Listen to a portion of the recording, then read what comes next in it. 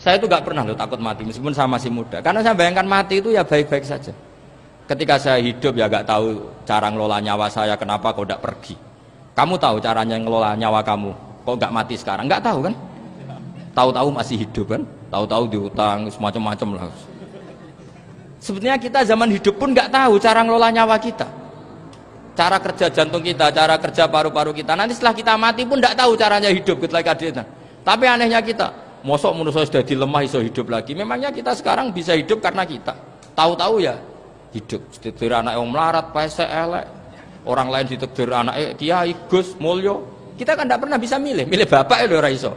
Ngerti-ngerti anak Karmen, anak Karlan itu sudah nggak tahu. Artinya gini ya sudah ya Allah, ketika saya hidup ya tidak tahu kenapa saya hidup, pasti engkau yang menghidupkan. Ketika saya mati juga nggak tahu kenapa saya mati, pasti engkau yang menghidupkan dan mematikan. Maka saya akan baik-baik saja di akhirat, karena ketika di dunia Tuhannya yang engkau, ketika di akhirat Tuhannya, dan sifat engkau tidak akan rubah, tetap arhamur rahimin. Makanya dulu wali-wali itu kalau mau mati ya santai aja. Said Umar bin Abdul Aziz itu ulama-ulama dulu kalau mau meninggal itu kalau keluarganya nangis marah besar. Memangnya mau kemana kamu nangisin saya? Lah kamu kan mau mati. Memangnya mau kemana kalau mati? Ya kembali ke Allah. Susahnya apa? Di dunia ya milik Allah, di akhirat milik Allah. Inna sholati wa nusuki wa mahyaya wa mamati lillahi rabbil alamin. Yang aneh sampai harus melarat orang wani mati. Wah, aneh tenan. Ya karena sampean tahu mungkin di akhirat lebih miskin lagi kan. Itu repot nah terus. Coba kalau dari awal kita menstatuskan diri kita biadillah. Inna sholati wa nusuki wa mahyaya wa mamati. Tapi kamu salah status. Mengatakan kehidupan adalah momen untuk mencari kesejahteraan. Kehidupan adalah momen untuk cari karir. Kamu mensifati kehidupan secara salah. Jika kamu terjebak nyari karir, nyari kaya. Coba kalau kamu pakai mazhabnya Sufi, kehidupan adalah pemberian dari Allah untuk kembali kepada Allah. Kematian ya seperti itu. Akhirnya ya santai saja. Inna sholati wa nusuki wa mahyaya wa mamati lillahi rabbil alamin. Istri juga gitu. Saya itu tidak sombong, saya itu mulai nikah sampai sekarang itu hampir gak pernah tukaran sama istri. Sama istri saya itu sering bilang gini, Gus kali-kali kalau saya ngamuk itu diwales, dilawan. Supaya saya punya musuh katanya. Betul ya? Ya saya bilang gini, Allah itu maha baik sama saya. Ketika harmonis ganjaran saya ya lewat harmonis itu. Sehingga saya ngasih uang, menyenangkan Anda. Ketika Anda marah, ganjaran saya lewat sabar. Ya sudah itu semuanya baik. Kalau kamu marah, saya tidak dapat pahala. Makanya kalau kamu marah tak dengerin. Ini cara Allah membuat pahala tanpa bayar kata saya. Justru kalau pas rukun itu untuk dapat pahala harus nyervis, jajak nukokno kelambi mahal katanya. Boros itu pahala yang boros katanya. Tapi kalau kamu marah ini pahala paling murah, nggak usah biaya, dapat apa?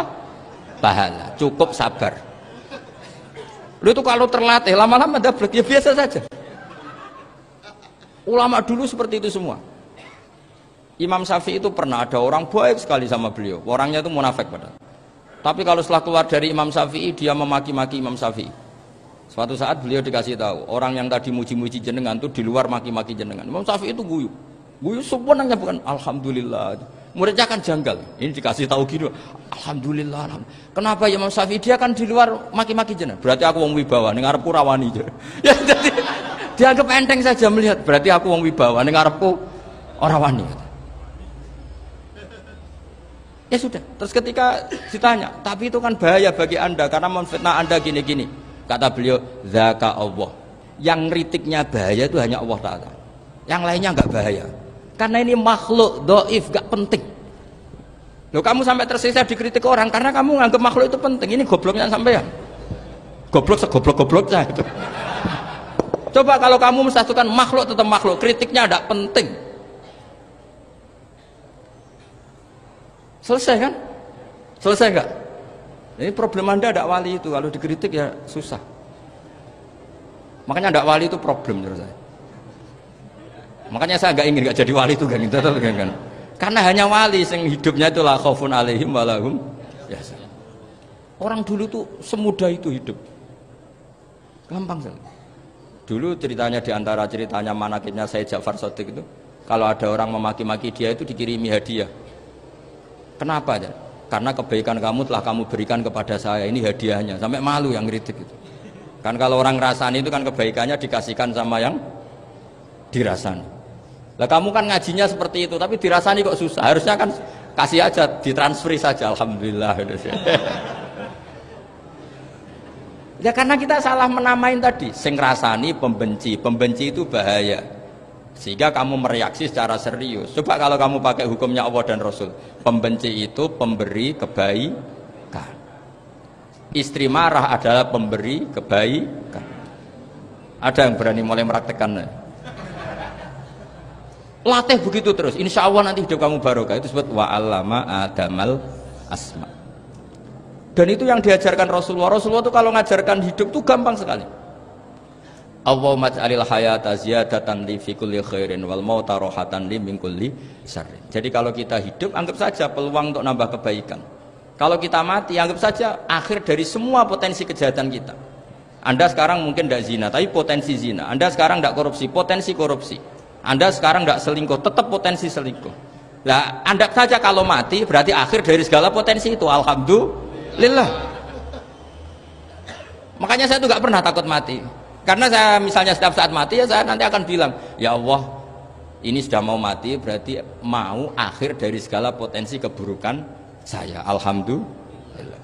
Makanya itu ulama-ulama dulu kalau ada preman mati, saya guys, tonggone ra gelem muni saya. Wah, preman kurang ajar. Saya guys, tonggone tetap ra gelem muni saya.